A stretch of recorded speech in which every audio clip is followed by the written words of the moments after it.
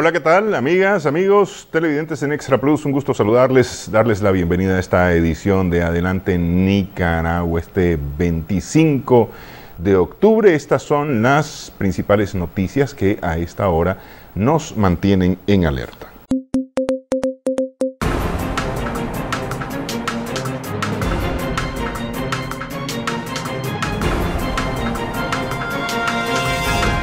El disturbio tropical frente a la costa caribe de Nicaragua sigue estacionado, provocando aguaceros desorganizados por todo el país y en el Caribe sur hondureño, informó el Centro Nacional de Huracanes en Miami. Según el informe, la cercanía a la costa podría limitar el desarrollo del sistema en los próximos días. Sin embargo, se espera que las condiciones ambientales sean favorables para que el sistema se organice mejor esta misma semana, tal vez el domingo, a medida que se mueva hacia el norte sobre el noroeste del Mar Caribe. La probabilidad de formación de huracán en las próximas 48 horas han bajado hasta el 20%. Sin embargo, para los siguientes 5 días, la probabilidad aumenta hasta el 40%.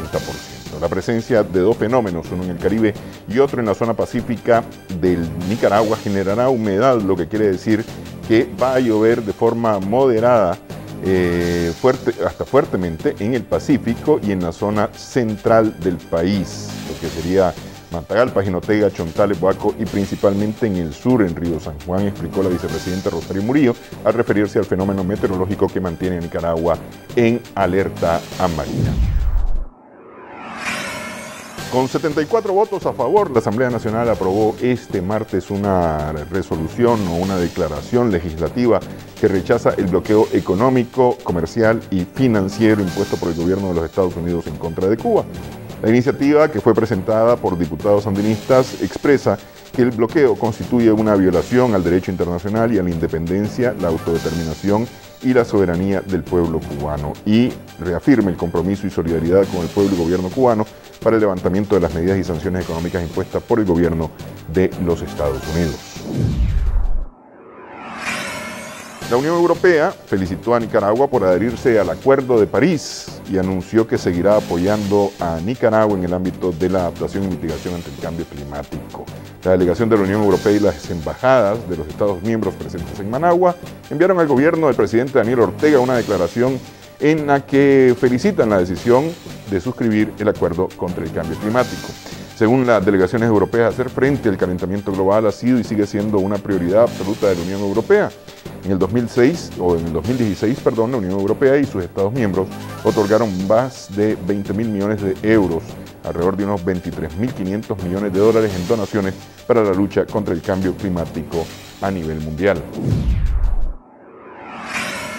Nicaragua se destaca en un primer lugar a nivel centroamericano y el quinto a nivel latinoamericano por la calidad de sus carreteras, según la prestigiosa evaluación del ranking americano, en el que el primer lugar lo ocupa Estados Unidos, seguido por Canadá y Chile. Según el Fondo de Mantenimiento Vial, el FOMAP, la clave para que el país aparezca en el ranking ha sido la eficiencia en el mantenimiento de las carreteras, lo que se traduce en más atracción de inversiones y desarrollo turístico. Nicaragua invierte a través del FOMAP 40 millones de dólares anuales en mantenimiento de las principales vías. En el plano internacional, el presidente del gobierno catalán, Carles Puigdemont, desistió asistir al Senado español, que lo había convocado para presentar su posición antes de que la Cámara Alta apruebe el viernes la toma del control de esa región solicitada por el gobierno español por la decisión de aplicar el artículo 155 de la Constitución. De acuerdo a la información desde la Generalitat Catalana, el presidente del gobierno no acudirá porque el gobierno español ya anunció que impulsará igualmente el artículo 155 para intervenir la autonomía catalana. Y el conflicto en España, por la intervención independentista en Cataluña, traspasó las fronteras políticas y llegó al ciberespacio, proveniente de varios países europeos, en una campaña que se ha dado en llamar Operación Cataluña. La acción más reciente es la del grupo de hackers que intervino la web del Centro Nacional de Inteligencia, el CNI, llegando hasta el servidor que aloja todos los datos de la página, lo que para los expertos es una muestra de la vulnerabilidad de ese sitio de internet. Según se informó, los hackers no obtuvieron información interna sensible de la agencia, pero los datos a los que tuvieron acceso podrían usarse, entre otras cosas, para elaborar más ciberataques. Antes de la web del Centro Nacional de Inteligencia Español ya se había reportado ataques contra la página web del Tribunal Constitucional, el que declaró inconstitucional el referéndum del 1 de octubre en Cataluña, además de webs de otras instituciones del gobierno nacional y regional, incluyendo al mismo oficialista Partido Popular. Y en Estados Unidos, un hombre de 36 años fue detenido por lanzar banderas rusas en las que estaba escrito el nombre del presidente Trump. El manifestante lanzó banderas contra el mandatario al tiempo que le gritaba: "Trump es traición". El hecho se produjo mientras el presidente norteamericano, como lo vemos en estas imágenes, caminaba junto al líder de la mayoría republicana en el Senado, Mitch McConnell. El manifestante, residente del estado de Virginia, fue detenido por la policía del Capitolio y acusado de conducta ilegal. Las fuerzas de seguridad están investigando cómo este manifestante, de apellido Clayton, llegó hasta el punto de la sede del Poder Legislativo, pues se necesita una credencial para estar en ese lugar, según se dijo. El Congreso del Partido Comunista renovó por 5 años más el mandato del presidente Xi Jinping, que presentó además a 5 nuevos miembros del Comité Permanente del Politburó, marcando un nuevo rumbo en la política china. Ninguno de los que se estrenan en este equipo nuevo, elegido por el Comité Central, hace sombra a Jinping, que sigue sin sucesor visible además, y parece que va camino a permanecer aún por más tiempo al frente del país, que se perfila como la potencia económica más importante del mundo. Xi Jinping, de 64 años, llegó al poder a finales del año 2012 y tiene asegurada su reelección como presidente de China por 5 años más en el próximo mes de marzo. Y el precio del petróleo registró una ligera alza en los mercados internacionales este martes, impulsado principalmente por los problemas políticos en Irak y la disminución de pozos activos en los Estados Unidos. Los expertos señalaron que la crisis entre Bagdad y los kurdos se ha extendido más allá de las expectativas originales, creando incertidumbre por la situación en el norte de Irak, donde tropas de Bagdad tomaron el control de Kirkuk, una región petrolera kurda reivindicada por los kurdos independentistas, lo que afecta a las exportaciones desde el Kurdistán, que antes del conflicto despachaba 550.000 barriles diarios y ahora solo envía 250.000. El precio del petróleo intermedio de Texas, el WTI de referencia para Nicaragua, subió un 0.12% y se ubicó o se cerró el día martes a $51.90 el barril. Por su parte, los contratos de gasolina para entrega en noviembre, todavía en vigor, terminaron sin cambios, unos $68 el galón, mientras que los de gas natural para entrega en ese mismo mes subieron 7 centavos y acabaron con $2.99 por cada 1.000 pies cúbicos.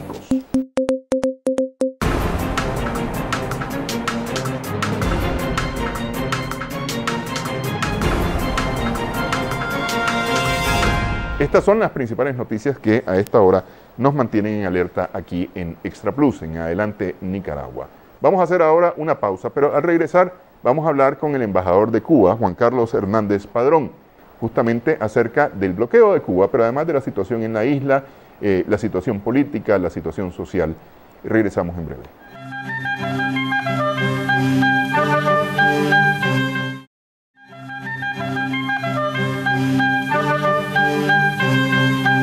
Seguimos en Adelante Nicaragua en Extra Plus. Conversamos con el embajador de Cuba en Nicaragua, Juan Carlos Hernández Padrón. Muchas gracias por estar con nosotros, embajador. Y poder hablar un poco acerca de la isla a la que en Nicaragua le tenemos mucho cariño. De la solidaridad de Cuba patente siempre, ahorita recién tras Nate, la ayuda de Cuba que vino y ha continuado de forma desinteresada. Es algo recíproco, realmente hay un cariño especial también desde Cuba hacia Nicaragua, hacia todos los nicaragüenses. Realmente es algo muy bonito, yo creo que son lazos históricos que nos hermanan desde hace muchísimos años y bueno, en ese empeño estamos acá, ¿verdad?, para fortalecer esa relación. ¿Cómo no? Quería empezar preguntándole por lo más cercano en este momento, el tema de Irma. El huracán Irma, que causó desastres prácticamente en toda la isla. ¿Cómo está la isla? Bueno, efectivamente, en este minuto nuestro país está, como hemos reiterado recientemente, en franca recuperación, en un proceso que bueno, dejó grandes destrozos y afectaciones en el tema agrícola, en las infraestructuras del país y también en la parte energética, muchos tendidos eléctricos que se vinieron abajo. No podemos obviar que se trató de un fenómeno meteorológico de gran impacto, categoría 5, cuando toca tierra cubana, y lógicamente su radio de acción bastante amplio, unos 300 kilómetros, afectó prácticamente a todas las provincias del país de una u otra manera. Y bueno, sobre todo las afectaciones que tuvo en materia de inundaciones, toda la costa norte del país, que afectó grandemente a las familias cubanas, porque bueno, prácticamente el mar entró en algunos lugares hasta 400 metros, subiendo a una altura de unos 1,5 metros aproximadamente, y realmente eso tuvo grandes afectaciones que hoy todavía estamos en proceso de recuperación. Y gracias a nuestro sistema de defensa civil, que ya con una experiencia por los impactos que ha tenido fenómenos similares a lo largo de estos 50 y tantos años de revolución, que bueno, se tomaron un grupo de medidas que sobre todo permitió salvar la vida humana, y aún en esas condiciones hubo 10 pérdidas de vida que lamentar. Ahora, ¿cuál fue la diferencia entre Irma y otros huracanes? Justamente pregunto por ese sistema que tienen de la defensa civil. Ustedes, si bien nosotros en el Caribe recibimos algunos huracanes, es casi seguro que en Cuba pasan con frecuencia. Al año hay por lo menos un huracán, ¿no? Exacto. Sí. Bueno, la diferencia está en el impacto del fenómeno, prácticamente su afectación a lo largo de todo el país. Comenzó desde el oriente y fue moviéndose hasta la parte más occidental del país, y lógicamente que a diferencia de otros fenómenos similares en los que afectaban a 1, 2, 3 provincias a lo sumo, en esta oportunidad fue el impacto como usted decía, si bien se tomaron un grupo de medidas desde la alerta temprana y el seguimiento constante que se le dio por la defensa civil, la constitución de los consejos de defensa municipales que se pusieron en función de esta situación, lógicamente siempre hay personas que a veces de manera imprudente no cumplen con las regulaciones establecidas, y algunos de esos casos, bueno, conllevaron a las lamentables pérdidas de vidas humanas. Pero hay cuestiones que son inevitables, la caída de los árboles, de pérdida de los techos, sobre todo en algunas naves y bueno, empresas, granjas, en fin, que afectaron, y la agricultura duramente dañada. Prácticamente algunas cosechas de plátanos y de otros, frijoles, etcétera, que fueron duramente dañadas en estas circunstancias. ¿Y cómo se enfrenta Cuba a esto con una economía limitada? Porque, por ejemplo, vemos el caso de Puerto Rico, que si bien el presidente Donald Trump ha dicho, les estamos dando demasiado, pues les ha dado algo, ¿no?, a Puerto Rico. Cuba, que no tiene eso, ¿cómo se enfrenta a esta situación? Bueno, hay que decir que ciertamente, si bien tenemos limitaciones de recursos, tenemos un bloqueo que ha venido también sosteniéndose por parte de las distintas administraciones de los Estados Unidos durante más de 55 años, que hace mucho más dura poder enfrentar esta situación. No obstante, como reitero, nuestra defensa civil y como parte del mecanismo existente, siempre se crean estas reservas para situaciones excepcionales como estas que está viviendo, de modo, y sobre todo, yo creo que lo fundamental en nuestro caso es la solidaridad que prima a lo interno y también que hemos recibido desde el exterior. Por eso muchas personas a veces de manera se extrañan, ¿no? Dicen, bueno, ¿cómo en medio de circunstancias como esta, Cuba, que ha sido duramente golpeada, ha brindado su mano a las islas del Caribe, por ejemplo, o a la situación en México ante el terremoto, o aquí mismo en Nicaragua para los afectados con las intensas lluvias recientes? Porque yo creo que la solidaridad es la que nos salva en todas las situaciones, y bueno, se trata de eso, de compartir lo que se tiene y no de dar lo que nos sobra. Bueno, justamente sobre el bloqueo, este martes la Asamblea Nacional en Nicaragua votó una declaración condenando el bloqueo nuevamente, y ustedes, como parte del trabajo de la política exterior cubana, están trabajando nuevamente en la Asamblea General de las Naciones Unidas para conseguir otra vez una declaración.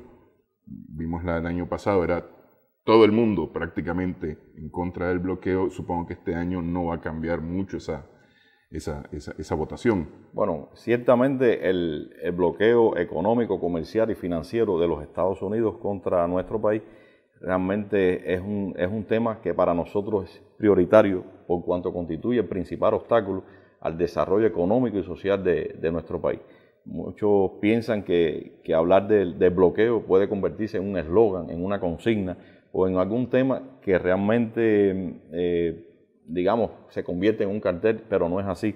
Para los cubanos que hemos nacido y hemos crecido bajo este régimen de bloqueo, prácticamente el 70% de nuestra población, es decir, 7 de cada 10 cubanos, hemos nacido y nos hemos desarrollado bajo este régimen de bloqueo que no podemos olvidar que es el más largo de la historia de la humanidad y que consideramos que califica como un acto de genocida por cuanto trata de rendir por hambre a todo un pueblo cubano. Yo creo que no hay país en este planeta que haya soportado de manera tan estoica como lo ha hecho nuestro pueblo cubano este bloqueo económico. Por eso este 1 de noviembre, cuando se va a votar de manera consecutiva durante más de 20 y tantos años, esta resolución contra Cuba, quizás una de las pocas que llama a Estados Unidos por su nombre, porque la resolución dice necesidad de poner fin al bloqueo económico, comercial y financiero del gobierno de los Estados Unidos contra Cuba. Estamos convencidos de que la inmensa mayoría de los países del mundo van a votar junto a Cuba en esta, sobre todo por su carácter extraterritorial, porque es una constante violación no solo al derecho internacional, sino a los más elementales derechos humanos de todo un pueblo. En ese reclamo, sabiendo que el pasado año, como usted bien decía, incluyendo los propios Estados Unidos e Israel, se abstuvieron en esa votación, lamentablemente hemos visto en este último periodo un gran retroceso en las relaciones Cuba-Estados Unidos y justamente un anuncio público del presidente norteamericano Donald Trump en el que reitera que el bloqueo se va a endurecer hacia nuestro país. Realmente es lamentable que esto suceda, que no se tenga en cuenta la opinión mayoritaria del mundo y también a lo interno de los propios Estados Unidos, donde una amplia gama de decir casi un 70% de su población, incluyendo a congresistas dentro de los Estados Unidos de ambos partidos, se oponen a ese bloqueo y están a favor de un restablecimiento en un camino hacia la normalización de las relaciones entre los dos países. Es lamentable también que no se tenga en cuenta la opinión de los cubanos americanos que viven dentro de los propios Estados Unidos, donde la inmensa mayoría de estos también proclaman ese acercamiento entre los dos países y se haya hecho, digamos, que caso o digamos una complacencia hacia el sector más duro o reaccionario de estos cubanos americanos que prometen digamos, más necesidades y más problemas para toda una población.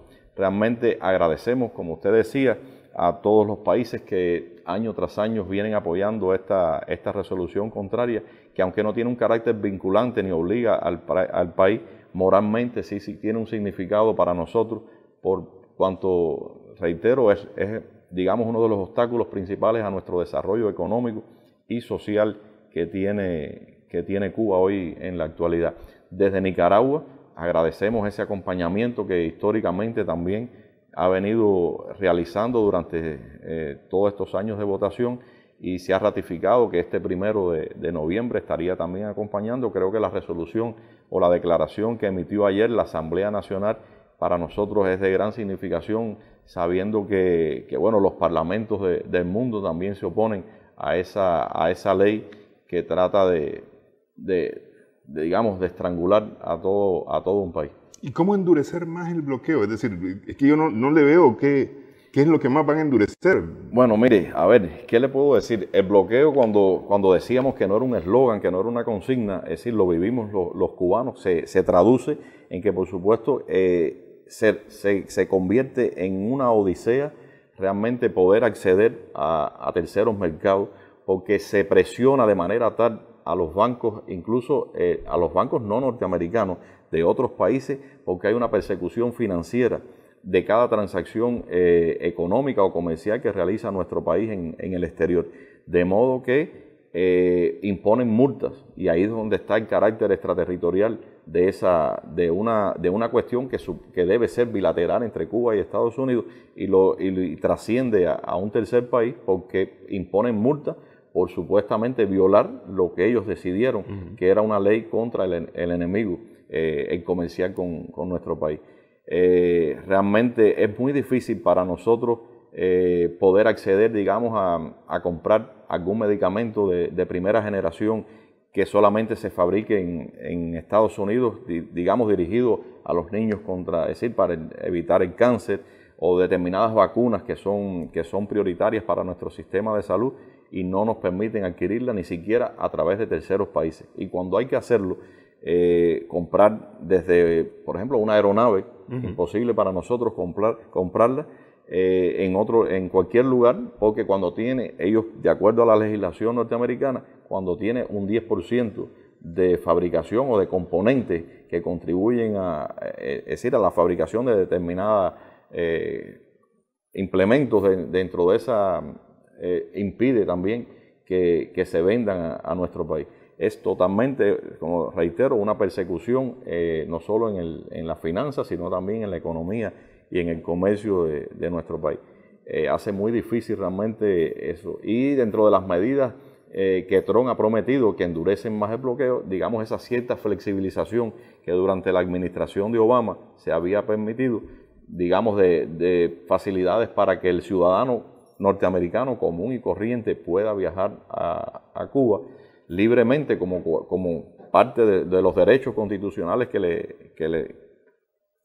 deben existir, y realmente por ley ellos tienen prohibido viajar a Cuba. Eso es parte también de lo que se está prometiendo en este endurecimiento. Habían ciertas categorías, alrededor de 12 categorías que Obama había definido por intercambios religiosos, educativos, científicos, etcétera, y que hoy prometen endurecerse muchísimo más en esa relación bilateral. Sí, justamente hace 2 años parecía que soplaban buenos vientos, ¿no? Cuando hablaron por primera vez el presidente Raúl Castro y el presidente Barack Obama, ¿no? Y luego el establecimiento ya de relaciones diplomáticas formales y demás, pues parecía que soplaban buenos vientos, ¿no? Exactamente. Y de repente viene el presidente Trump y dice, no, hasta aquí nomás, esto va a dejar de soplar. Por eso decimos que es totalmente un retroceso en esa relación mutuamente beneficiosa para la buena convivencia y que debe existir y debe primar entre todos los países. No creo que haya sentido. Además,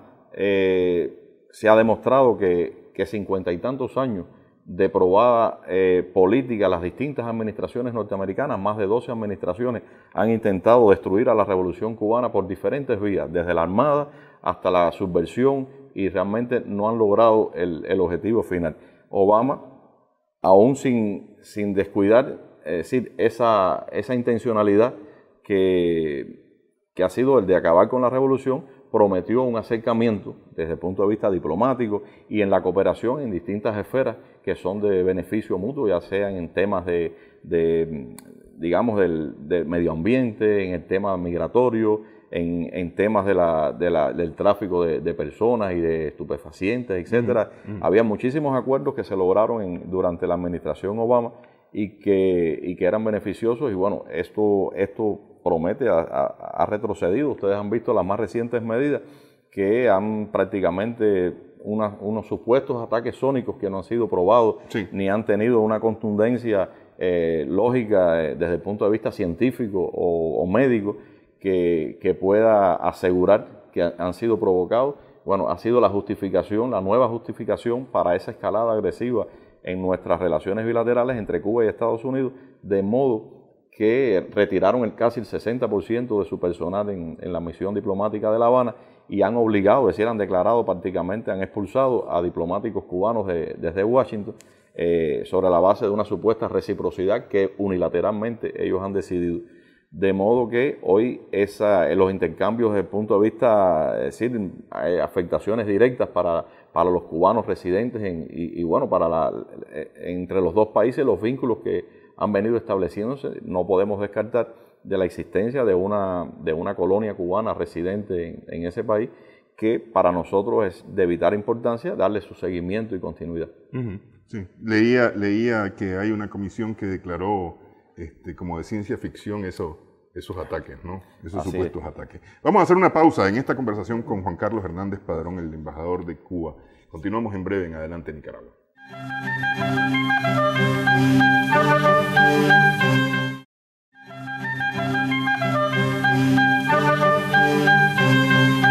Estamos en Adelante Nicaragua conversando con Juan Carlos Hernández Padrón, embajador de Cuba en Nicaragua. ¿Cómo están Nicaragua y Cuba? ¿Cómo están las relaciones? Yo creo que estamos en un excelente momento en las relaciones. Yo creo que entre Cuba y Nicaragua, como les decía al inicio, hay un vínculo histórico, hay un vínculo, es decir, desde Martí, Hondarío, Sandino y toda una historia común que nos une muchísimo y que nos hermana. Yo creo que no ha habido una esfera en las relaciones bilaterales en las que no ha habido un intercambio en materia deportiva, cultural, económica. Yo creo que hoy el hecho de compartir también con el gobierno de Daniel y la compañera Rosario ideas más afines, ser miembros de la CELAC, del ALBA, también son mecanismos de complementariedad, de solidaridad, nos facilita mucho esta relación. Aquí hemos llegado hace unos meses con el empeño de reforzar y de mantener, de reforzar y revitalizar un grupo de temas en estas relaciones bilaterales como las cuestiones culturales, deportivas. Pensamos que en el tema económico-comercial también se impone un mayor vínculo entre los dos países por esta cercanía, porque Nicaragua ha exhibido importantes indicadores desde el punto de vista económico que ha demostrado que ustedes son muy buenos en cuestiones agropecuarias, en la leche, en los lácteos, en las carnes. En fin, hay cosas que yo creo que podríamos trabajarla muchísimo y en ese empeño estamos. Hay programas como emblemáticos, está el programa Todos con Vos, por ejemplo, que se lleva a cabo con el Ministerio de Salud. Está el programa Yo Sí Puedo, que está en Nicaragua justamente un par de años antes de las elecciones del 2007. En fin, hay así varios programas que han calado, digamos, en aportes sociales a la población. ¿Cómo han visto ustedes? Bueno, está Operación Milagro. Operación Milagro, sí. ¿Cómo lo ven ustedes? ¿Qué ven de estos resultados? ¿Cómo analizan ustedes? Nosotros, lo que le explicaba, son parte de estos programas sociales de gran impacto en la comunidad que ha venido propagando, digamos, como países de la región centroamericana, latinoamericana y caribeña, que realmente nos interesa. Yo creo que son tiempos para la unidad de nuestros pueblos y avanzar, ¿no?, en el mejoramiento de la vida humana. Yo creo que hay que seguir diciendo que no a la guerra, a estas cuestiones de amenazas y yo creo que se nos impone más que nunca la solidaridad. Por eso decíamos que estos programas van encaminados en ese sentido, a tener un mayor acercamiento entre nuestros pueblos. Yo creo que cada país puede aportar siempre de donde es mejor, digamos, donde el trabajo en Cuba ha sido el recurso humano, la fuerza de médicos, de profesores que pueden brindar su apoyo en lograr, por ejemplo, erradicar el analfabetismo, como usted bien decía, con el Yo Sí Puedo Seguir, que da continuidad a esos alfabetizados. Y bueno, así Todos con Vos, un poco que para digamos las personas ya con discapacidad, con algún grado de necesidad de atención, digamos, más específica, se pudiera trabajar. Hay temas desde el punto de vista del trabajo deportivo que ayuda a las comunidades para poder, digamos, enfocarse más en eso y olvidar flagelos del pasado, como las drogas y otros tantos que dañan muchísimo. Y yo creo que en ese empeño hay que continuar trabajando. Y veíamos, y no lo decimos es decir, hay que recordarlo todos los días, lo que vemos en este momento, que mientras los vientos del norte se vuelven más turbulentos y se siguen levantando muros, yo creo que entre nosotros los países de América Latina y el Caribe tenemos que seguir tendiendo puentes en esta relación de amistad y de cooperación. Sí, es que eso a mí me parece que eso del Río Grande hacia el sur, ya desde hace varios años esto se ha declarado como una región de paz en el mundo. Exactamente. Hay una nueva interrelación entre las naciones y demás, que por supuesto esto implica Cuba, que estuvo hasta los 90 de alguna manera aislada del resto de la región, ¿no? por la intromisión norteamericana. Y eso ha venido cambiando. De alguna manera hay una relación distinta con Cuba y el resto del continente latinoamericano. Preguntaba por estos programas que está implementando Cuba en relación con Nicaragua, pero Nicaragua con Cuba, los programas de Nicaragua con Cuba, ¿cómo está participando Nicaragua en Cuba? Yo creo, me decían el tema productivo, por ejemplo. Yo creo que decir que la experiencia, como en ese empeño estamos tratando de que sea algo en las dos direcciones, que no solo sea, digamos, lo que Cuba puede aportar, porque yo creo que la experiencia nicaragüense en muchísimos temas es de gran interés para nuestro país. Digamos, lo que se hace acá en el trabajo comunitario, en el trabajo dirigido a la mujer, sobre todo a los niños, es también importante. Yo creo que ese intercambio de experiencia con las instituciones cubanas es parte muy, muy importante.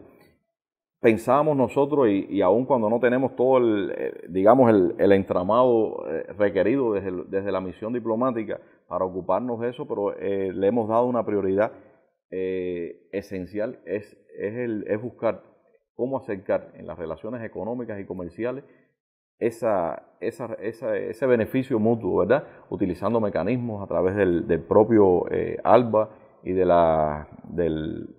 los vínculos que ya están establecidos, porque efectivamente sí, Nicaragua tiene indicadores muy interesantes de producciones en el ganado, en lo que es la carne vacuna, y así yo creo que el apoyo que Cuba puede también implementar en las plantas de determinados medicamentos o de vacunas, como la que existe en la actualidad, y en la que Cuba de una cierta manera se ha imbricado también en este apoyo para digamos, sacar adelante este sector que es de gran importancia en el tema científico, investigativo, en medicamentos de primera generación que sabemos que se han implementado en Cuba, en la vacuna contra el cáncer de pulmón, el Evenprop-P, dirigido al pie diabético fundamentalmente, que son medicamentos bien interesantes y que con una alta demanda y efectividad también.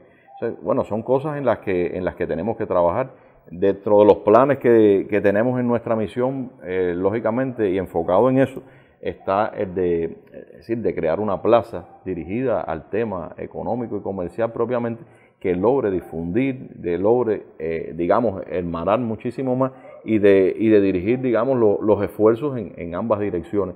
Yo creo que hay disposición también de las autoridades, incluso del empresariado nicaragüense, de buscar esa vía también de comunicación muchísimo más directa para poder mostrar lo que desde Nicaragua se hace y se hace bien, y que para nosotros es importante también obtener esa experiencia, porque compartimos cosas comunes en países que relativamente pequeños, pero sin grandes recursos económicos, y es el aprovechamiento, ¿no?, de esos recursos en función de los beneficios de la mayoría. Estos son programas, digamos, de cooperación, ¿no?, bilateral. Correcto. Y en el área comercial, ¿cómo está el comercio entre Cuba y No, realmente el comercio, justamente nuestra intención en poder fortalecerlo es justamente porque no es significativo hoy, o en estos últimos años no ha sido significativo el comercio bilateral entre los dos países. Ahí tengo que aclarar también que como efecto del propio bloqueo financiero que existe por parte de los Estados Unidos, somos víctimas de ambos países de esta situación. Pues no encontramos un banco a veces desde acá para poder hacer las transacciones estas comerciales que se requieren, por temor a que sean multados exactamente desde los Estados Unidos. Y eso lógicamente ha tenido una incidencia y una afectación en poder ampliar en una escala superior este comercio bilateral entre los dos países. O sea, bueno, el saber con sabiduría y buscando mecanismos propios que pudiéramos implementar en el ámbito bilateral, yo creo que podemos avanzar muchísimo en eso.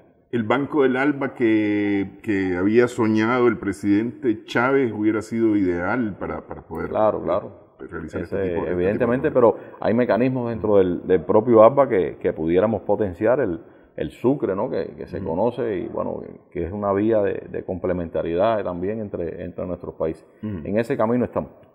Bueno, vamos a hacer pausa nuevamente en esta edición de Adelante Nicaragua, en esta conversación con el embajador de Cuba, Juan Carlos Hernández Padrón.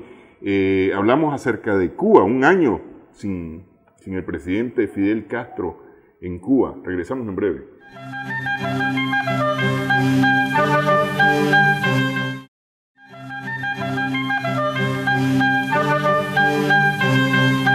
Seguimos en Adelante Nicaragua en Extra Plus. Estamos conversando con el embajador de Cuba, Juan Carlos Hernández Padrón. Un año sin el comandante Fidel Castro. Cuba, es decir, aunque el presidente Castro tenía ya unos años de estar retirado de la dirección del país, digamos, de manera formal, porque de alguna manera su escrito, publicado periódicamente en Granma, de repente alguna opinión, de repente alguna cosa, todo pesaba siempre en Cuba. Desaparecido un año después, ¿qué se siente Cuba? Bueno, yo creo que los que vivimos y a nivel internacional lo pudimos apreciar en las honras que se hicieron fúnebres, ¿no? al comandante Fidel. Todo un pueblo fue capaz de gritar. El propio Daniel lo pudo constatar en su intervención cuando preguntó que dónde estaba Fidel y el pueblo respondió, aquí, ¿no? Yo soy Fidel. Yo creo que esa es la demostración de lo que hoy siente el pueblo cubano. En cada cubano nos sentimos que hay un pedacito del comandante, es decir, de su esfuerzo, de todo lo que se trabajó en función de lograr lo que es Cuba hoy de manera que si bien el comandante no estaba dirigiendo, digamos, de manera directa, es decir, como presidente de los consejos de Estado y de ministros, tuvo la valentía también de hacerlo, de decir, cuando vio que sus fuerzas en ese caso y su situación de salud no le permitía poder anunciarlo públicamente, y los que apostaban que cuando Fidel no estuviera, es decir, Cuba se desmoronaría, realmente volvieron a ver fracasadas esos sueños. Y yo creo que la revolución, es decir, ha tenido una gran fortaleza, que es la formación de su pueblo en función de mantener las garantías, esas garantías económicas, sociales, políticas, por las que se lucharon durante muchísimos años.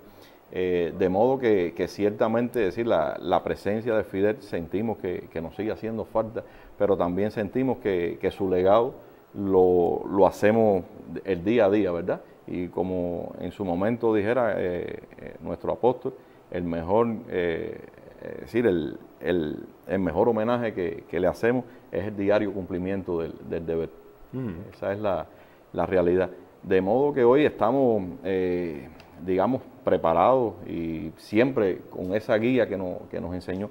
No ha habido una esfera o un tema en nuestra sociedad, de la cultura, del deporte, de la ciencia, de las investigaciones, en las que el comandante, incluyendo el tema, por ejemplo, sus enseñanzas en momentos difíciles, en situaciones excepcionales como la de huracanes, en coyunturas trascendentales, en las que su ejemplo también nos ha venido conduciendo durante todo este tiempo. Definitivamente un estratega militar, un estratega político, un estadista considerado un personaje de la historia contemporánea. Decía Gabriel García Márquez antes de morir, para bien o para mal, la historia tiene que hablar de Fidel, ¿no? A Cuba, y lo quiero tal vez simplificar, aunque no sea justo, le deja como legado el sistema socialista, el carácter socialista de la revolución en Cuba, que eso tiene todas las implicaciones que tiene, ¿no? ¿Cómo está ese tema del carácter socialista en estos tiempos en que soplan cualquier cantidad de vientos para cualquier otro lado? Bueno, yo creo que estando incluso el propio comandante en vida, nuestro proceso ha venido en una actualización de nuestro modelo económico y social. Para muchos que nos han vilipendiado siempre, ¿no? y que la propaganda ha sido adversa, han tratado de plantearlo como que, bueno, que Cuba se aviene a nuevos aires y se aleja para nada. Es decir, hemos ratificado en todas nuestras instancias posibles la construcción del carácter socialista de nuestra revolución, y yo creo que constitucionalmente está bien defendido también el porqué, y el socialismo no visto con, es decir, bueno, por supuesto que siempre lo van a presentar como la parte más negativa. Nosotros los que lo hemos defendido y lo vamos a seguir haciendo, lo vemos como la parte más humanista, como lo que se ha logrado gracias y para seguir trabajando en función de la mayoría. Y de eso se trata, ¿no? De que no unos pocos no tengan concentrado las riquezas y que la inmensa mayoría no lo tenga. En Cuba usted no va a encontrar a alguien, es decir, demasiado rico que pueda, digamos, tener determinados privilegios, aunque pueda haber determinadas diferencias, ¿no? Lógicamente, pero allí nadie, es decir, nadie queda desprotegido en circunstancias difíciles como las que hemos vivido ahora recientemente. Nuestro pueblo, es decir, las personas que perdieron sus viviendas, se han dado toda la facilidad, es decir, nadie ha quedado desprotegido en circunstancias, y de eso se trata, ¿no? De seguir apostando a trabajar en función de las inmensas mayorías.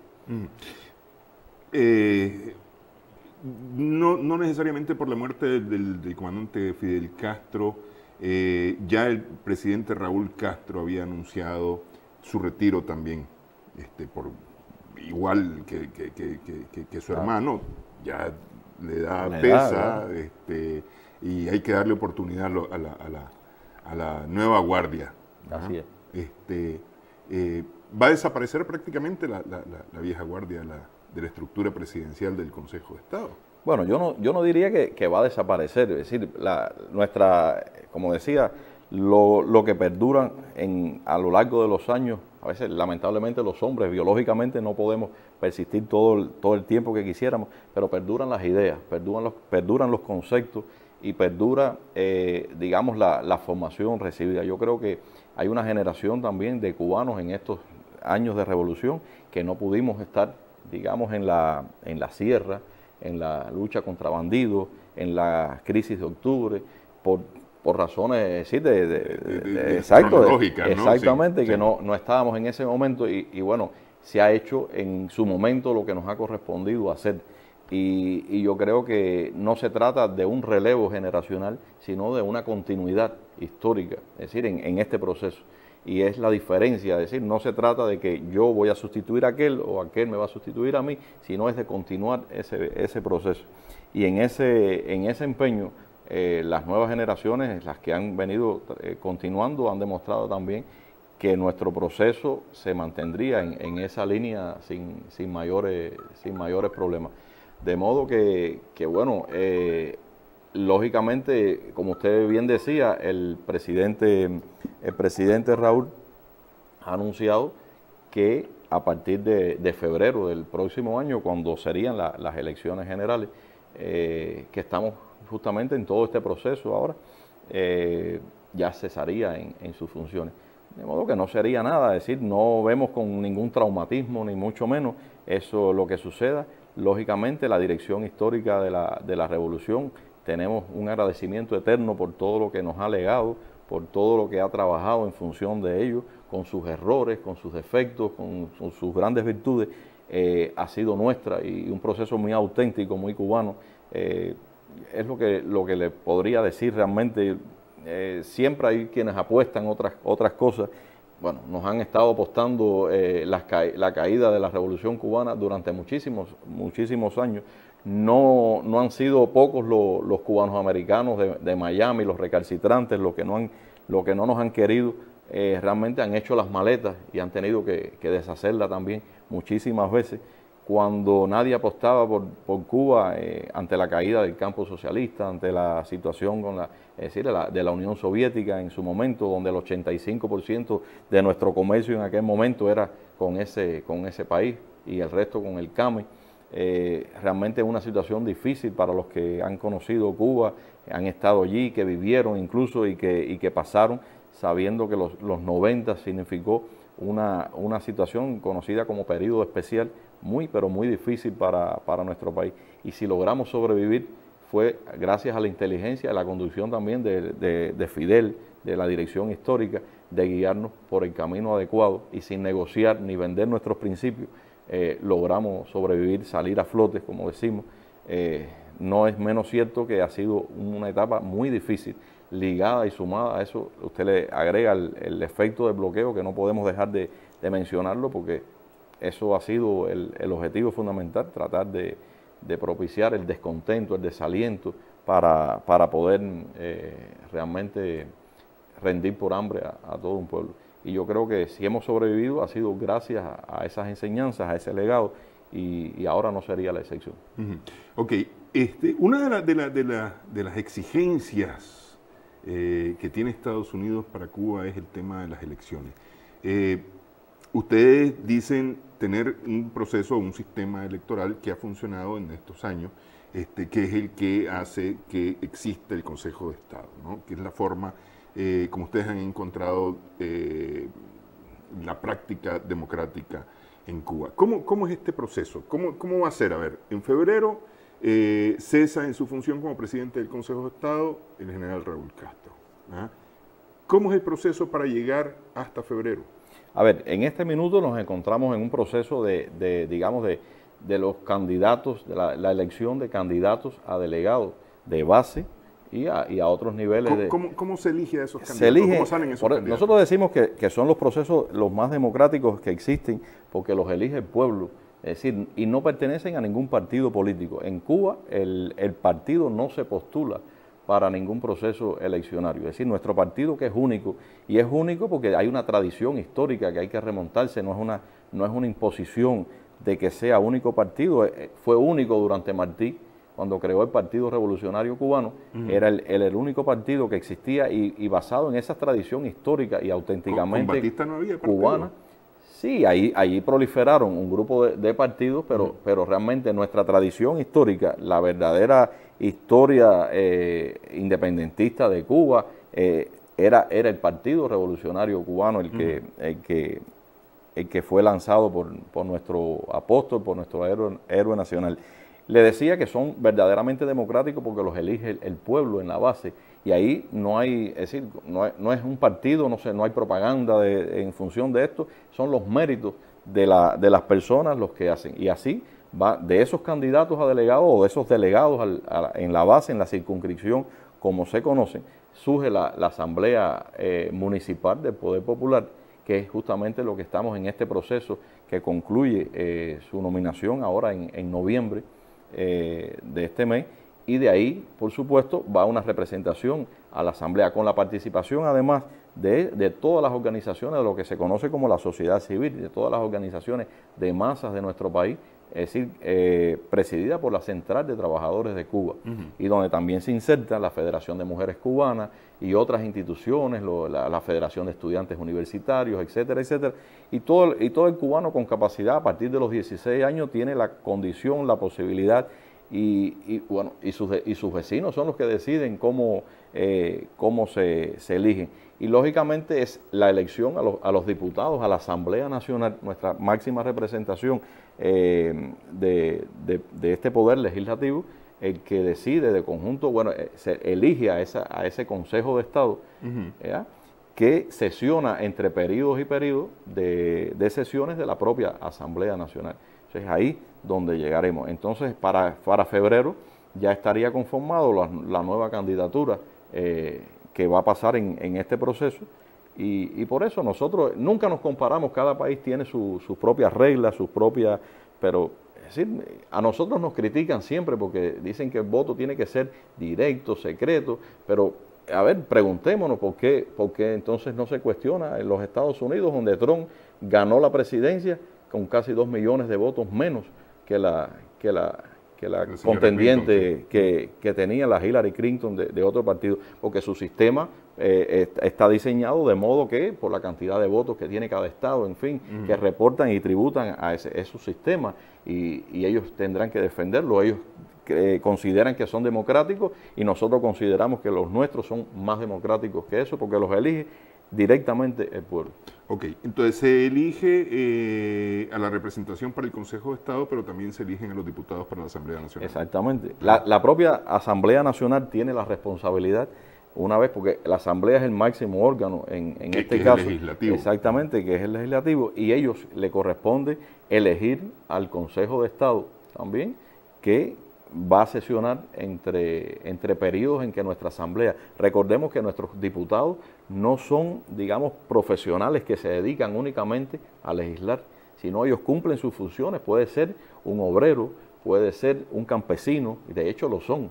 Hay representatividad de todos los sectores de la sociedad que son elegidos en esto, y son ellos los que deciden quiénes conforman, es decir, porque le vamos dando ese grado de representatividad, quienes conforman el Consejo de Estado de la República de Cuba. ¿Y el presidente del Consejo de Estado quién lo elige? La propia Asamblea Nacional. Ok, eso es lo que va a suceder en febrero. Eso es lo que sucederá en febrero de este año. ¿Y cuál es el sentimiento en Cuba?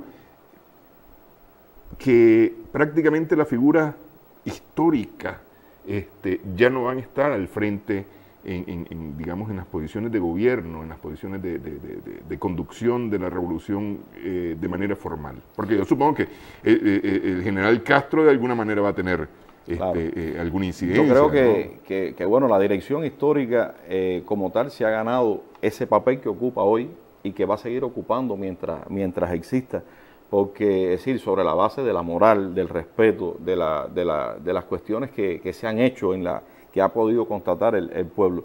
No por gusto la gente se sostiene cuando, es decir, a mí a veces me indigna ver cómo las personas de manera, digamos, liviana, cuestionan un proceso, y tú dices, bueno, y habría que preguntarse cómo un país puede sostenerse 58 años de revolución sin un apoyo popular.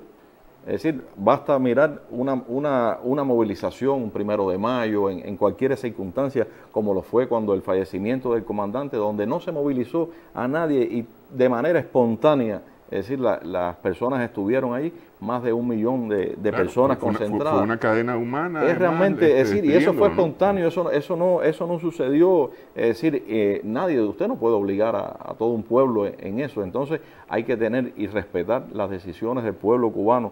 Por eso decimos que no cedemos en nuestros principios, porque son los nuestros, es nuestra soberanía, nuestra independencia la que está en juego siempre en este sentido. De modo que digamos, cuando no esté, como usted plantea, la dirección histórica al frente, sabemos que los que estén van a seguir conduciendo los destinos del país por las mismas líneas que la inmensa mayoría de los cubanos hemos decidido, y ahí todo se hace de manera consensuada. Imagínense que nuestro modelo económico y social, que fue un acuerdo de reformularlo en el marco del Congreso del partido, fue consultado también con las masas. Es decir, no solo había que ser delegado a ese Congreso del partido para poder opinar sobre ello.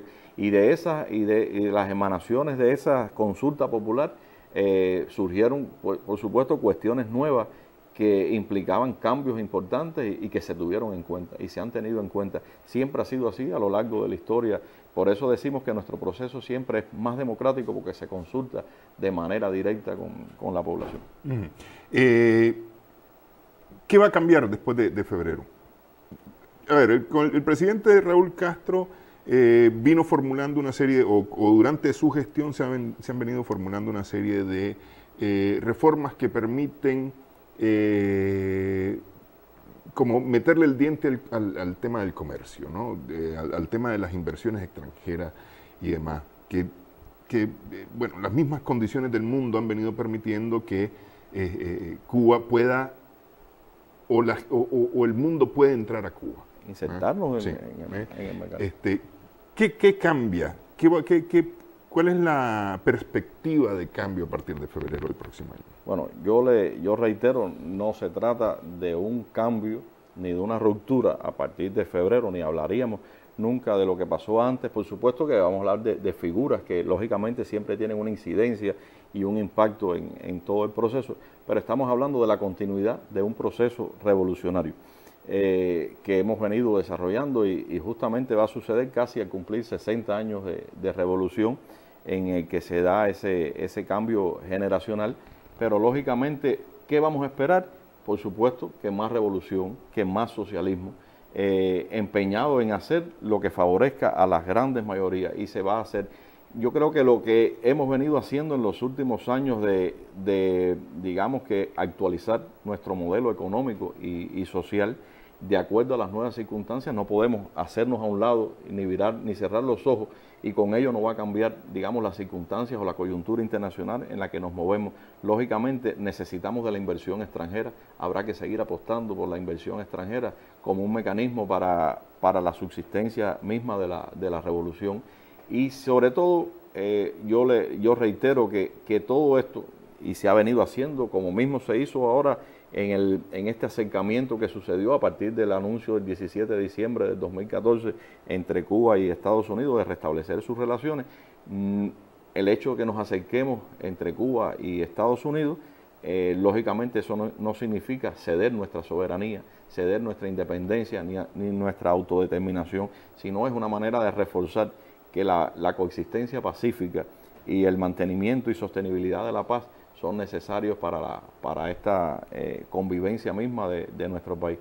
Entonces esa voluntad yo creo que la ha plasmado nuestro propio presidente general de Ejército, Raúl, lo ha reiterado en muchísimas oportunidades a raíz de estos más recientes acontecimientos, ha dicho que Cuba reitera su voluntad de continuar negociando, avanzando en esos acuerdos entre Cuba y los Estados Unidos, pero que nadie se imagine que vamos a ceder en nuestros principios, en nuestra cesión de soberanía e independencia, porque son principios que son no negociables, lógicamente. Entonces, eso es lo que pasaría después de febrero del 2018.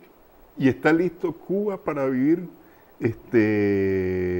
bueno, sin Fidel evidentemente y ahora sin Raúl? Yo creo que lo hemos demostrado. Realmente, a ver, la pérdida del comandante todavía sigue haciendo mella y no somos pocos los que se nos hace un nudo en la garganta, ¿no? Al hablar del comandante por su impacto, por lo que significó para todo y va a seguir significando.